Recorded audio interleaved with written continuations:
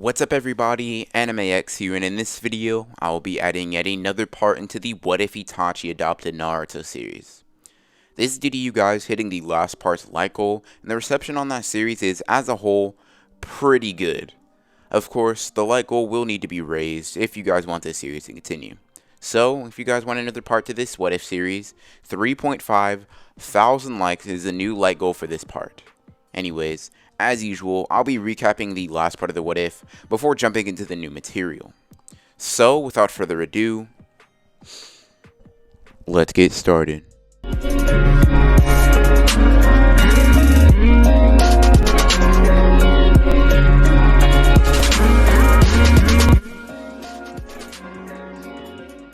Now, in the last part of the What If, we basically were talking about the repercussions of the Uchiha clan massacre, talking about how Itachi had stolen Naruto from his home, and basically the Leaf Village in general, right? We left off with Itachi explaining to Naruto what his plan was, explaining how the coup d'etat went, and basically explaining all that Naruto needed to know, except for the fact that the Leaf Village made him do that. He specifically left that part out just so Naruto would hold a reverence for the leaf and not bear any ill feelings towards it. You know, this may have some regrettable repercussions later in the series, but Itachi wants to make sure that Naruto loves the home that he came from just as much as Itachi once did.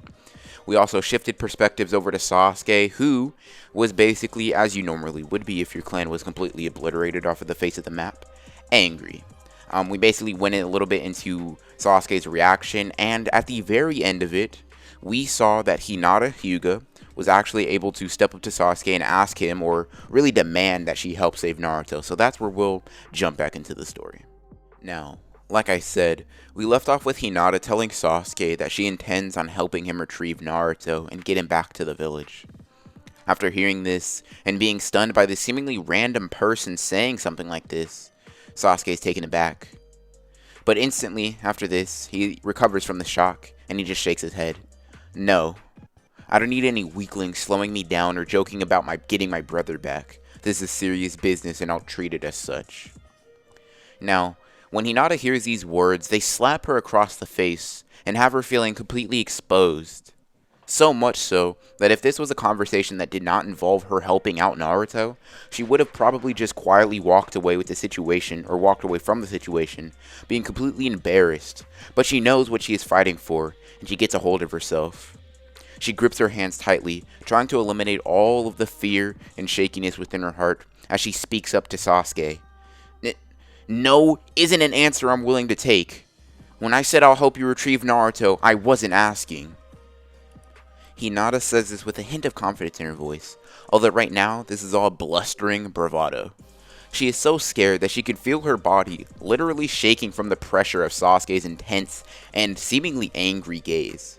She feels her palms start to soak themselves in nervous sweat that she can't seem to get rid of, and her eyes, even though they stare right back into Sasuke's, they have an intense yet terrified look within them. Sasuke looks at Hinata after she says all of this and picks up on the clear signs of her being terrified of Sasuke, but, for some reason, she still stood up to him aggressively just now. Maybe she does care for Naruto a lot if she's willing to stand up for herself with this much anxiety. Sasuke, however, feels as if this mission is made for him and him alone, so regardless of how he thinks she'll respond, he tells her no once more. Sorry, Hinata, but no means no. Sasuke gulps down as he musters an anger and deadly look to scare her off. He then turns on and activates his Sharingan as he looks into her eyes, trying to scare her off. You wouldn't want me to make me angry, would you? Sasuke's face portrays that of bloodlust and cruelty that he carefully has constructed in order to scare her off. His voice is also subtly threatening Hinata, as she can feel this pressure as Sasuke knocks the ball back into her court, seeing how she'll respond. Hinata instinctively takes a step back from this. Her breathing is slightly strained and constricted as she feels an imaginable pressure weighing down in her body, the pressure of Sasuke Uchiha and his wrath raining down upon her. Her will seems to be crumbling, shaking, and shattering all around her, and she just wants to leave Sasuke alone and leave. But Naruto's voice rings throughout her head. I'm going to become the Hokage no matter what. Believe it. When Hinata hears this voice in her head, all of her thoughts of retreating and leaving and being scared flee from her brain, and she takes one step back to Sasuke and activates her Byakugan. Try me, Sasuke. Hinata is slightly turned away from Sasuke with both of her hands at the ready and her eyes intensely focusing on Sasuke. She thinks I'm going to fight her, huh?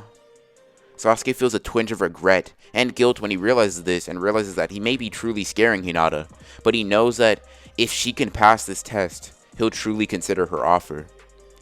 He then ramps up the chakra within his body, giving off the impression that he's about to fight her, and immediately, this time without fear or without hesitation, Hinata revs up her own chakra and she gets in the Hyuga style stance, ready to engage in the gentle fist technique if she has to. When seeing this, Sasuke smiles and deactivates his Sharingan.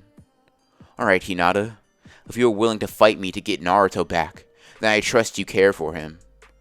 Hinata instantly looks down, red and blushing when Sasuke brings up Naruto's name and how much he does care for him.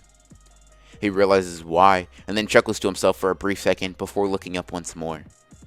Come on, Hinata, we're going to start our training immediately. Hinata nods and runs off with Sasuke into an area where the Uchiha clan once lived. Alright, this should be a good spot to spar. Hinata nods and concentrates her chakra on her eyes immediately, trying to activate her Byakugan once more. I'm going to be comparing and assessing our two skill sets in order to correctly determine what we'll need to train on from now on, okay? Hinata then nods at Sasuke as both of their dojutsu then be activated and they attack each other. Hinata's inhibitions all fly away during this fight, as she imagines Sasuke as the one who took Naruto away from the village, and Sasuke imagines the same thing, allowing for both of them to fight with full power and intensity. And as they reach each other, it is Hinata who attacks first. She quickly throws a jab at Sasuke's face with an attack that should set up a string of continuous follow-ups if it lands. Sasuke, however, dodges this blow, seeing through its path with his Sharingan before leaping away to the side. Quickly, he weaves through multiple hand signs before landing on the tiger seal. He then brings his hands to his mouth and spews a massive fireball at Hinata. In response to this, she quickly takes in a deep breath and slams her palms into this fire-style attack, using the gentle fist to split the chakra around her, and therefore be fine. When she looks to Sasuke, she realizes, however, he is gone, and ends up attacking from behind, kunai in hand, thinking that he is in her blind spot for a sneak attack. However, without even batting an eye, or twisting her head to the slightest degree, she dodges this attack, leading to her left side before bringing both of her hands with her body's momentum, and as she spins around to slam both of her palms into Sasuke's side. She then continues to spin and leaps away, sensing that he was about to be attacked by Sasuke. As she looks up to find Sasuke, she feels a presence attacking from behind, and she turns to deflect a kunai that came rushing towards her. She quickly turns back to see Sasuke right next to her, and he is able to land a hit on her face, knocking her to the ground and turning the tide of the battle within Sasuke's favor with that one single attack. When this happens, Sasuke decides to stop the fight, getting an accurate comparison between the two ninja, and he helps Hinata up. You did pretty well, Hinata. I knew the Hyuga were adept with taijutsu, but I had no idea that you were so good with it as well. Hinata nods hesitantly as she's about to let Sasuke continue. Your taijutsu is amazing, precise, crisp, and accurate almost 100% of the time. The only thing I'd say that needs work right now is your experience. I could tell you were either nervous in the fight, or you just don't have much experience fighting people with equal taijutsu ability in general. Either way, once you get your experience up and fight more opponents, you should be able to beat even me with that level of taijutsu. Hinata once again nods and bids farewell to Sasuke, bidding him a good night before nervously scurrying out of the Uchiha clan's old hideout and new burial ground.